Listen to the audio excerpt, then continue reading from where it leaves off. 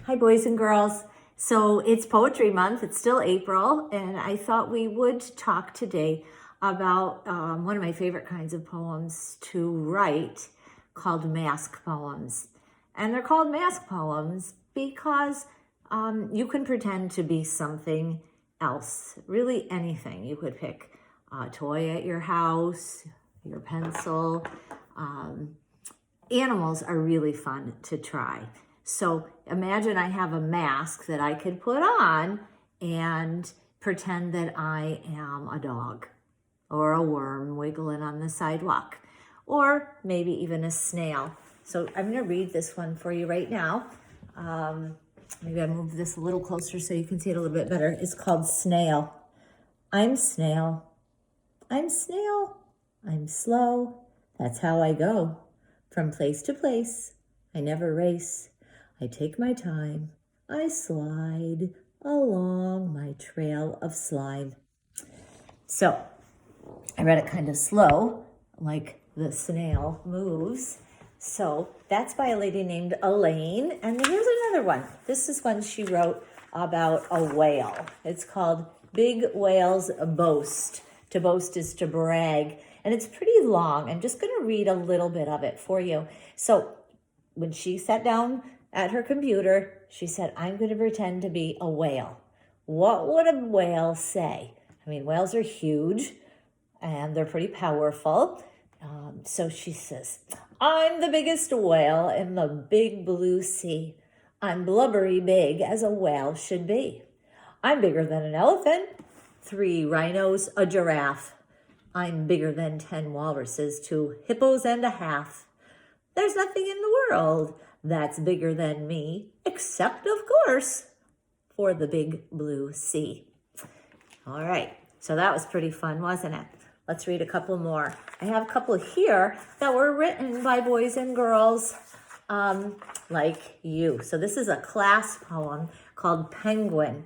And these boys and girls got together with their teacher and put their ideas, put their brains to work together. And this is what they came up with. They pretended that they were a penguin. I am a penguin, chubby in my black and white suit, waddling on the slippery ice, sliding on my big belly into the freezing cold sea.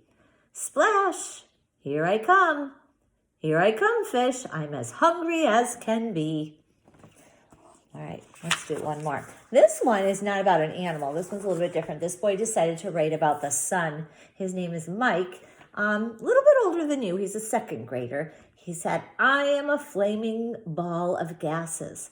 My solar flares blast into space like big fiery hands reaching for comets. I am the sun burning hot, a golden star lighting the darkness. So that was a little different. He knew some things about the sun. So this is filled with facts.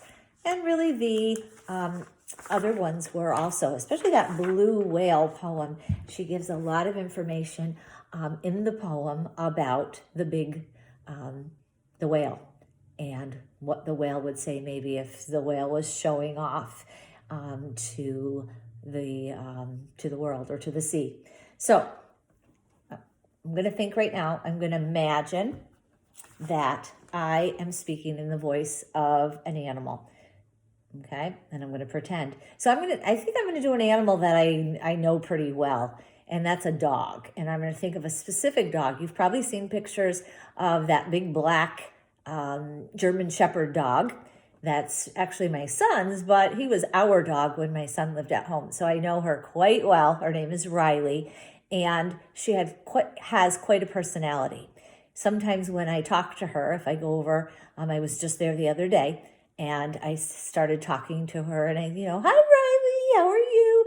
And she looks right at me, and she tips her head to the side. Have you ever seen a dog do that? When you talk to them, they tip, and it's really like they're thinking, And so I'm going to pretend that I'm Riley and imagine what Riley would say if she could talk back to me.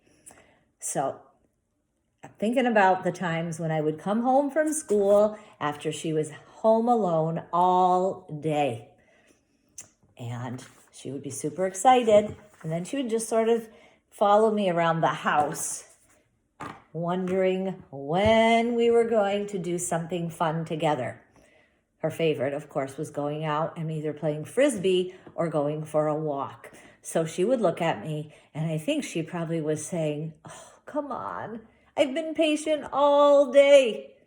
Can't we please go outside? I see the sun. I see your sneakers. Let's go. That kind of sounded a little bit like a poem, don't you think? Let me see if I can remember what I was thinking and start to write that down. Again, trying hard to think like a dog and pretending that I am Riley and what I would say to the human, right? So I'm going to say I, of course, because I'm pretending to be Riley. I have waited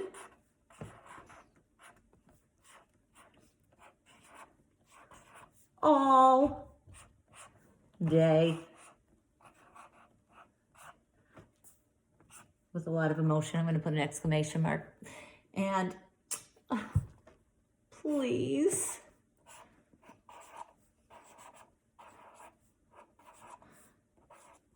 can we please, kind of like she's begging, right? She would look at me with those begging eyes. Please, please, can we please go?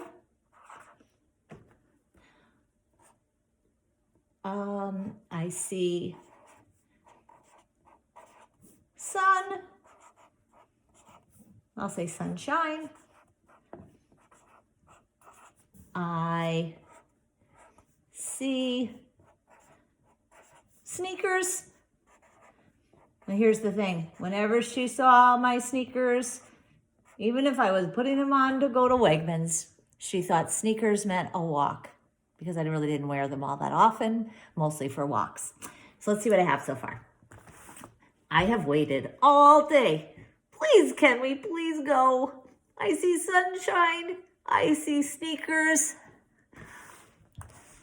What else? I see sunshine. I see sneakers. I see my leash.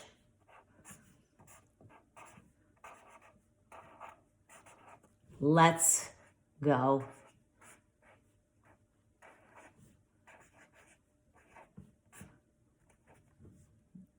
Okay. I don't know about a title. I haven't come up with anything yet, but this is what I think Riley was often saying to me in her brain, thinking if she could talk, this is what she might say. So boys and girls, when you're working like this, try to get your ideas down. I didn't talk too much about the words as I was writing them, but you can see here, there's many words that you know and that you could write on your own, the sight words, and then other words, be brave. Use some new powerful words and do your best. A grown-up at home can help you. I know that you're doing a great job and you can hear many sounds and words. So when you're writing poems, one of the nice things is you can try out new words and just really have fun. So I can't wait to hear about your mask poem and maybe read your mask poem. So you can send them along to your teachers through Flipgrid or send a picture. And I'll see you again soon. Maybe next time we'll try writing a mask poem and we'll pick one of your toys. All right. Take care. Bye-bye.